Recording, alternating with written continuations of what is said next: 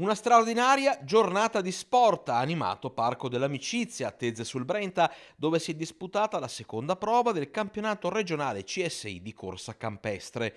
Un evento che ha visto la partecipazione di ben 820 atleti e 45 società provenienti da ogni angolo del Veneto, pronti a sfidarsi con passione e determinazione. Atleti giovani e meno giovani, di età compresa tra gli 8 e i 75 anni, hanno corso con il cuore in mano, sostenuti dal calore del pubblico. Ma dietro ogni risultato c'è anche il lavoro di tecnici e degli organizzatori del CSI di Tezze. Proprio per i padroni di casa è stata una festa nella festa, con la loro atleta Mary Zoppelletto, che si è laureata campionessa regionale del salto con l'asta, categoria cadette, con la misura di 2,65 m.